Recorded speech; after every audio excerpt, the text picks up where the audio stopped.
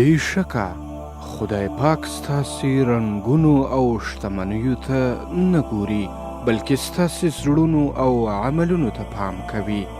حضرت محمد صلی الله علیه وسلم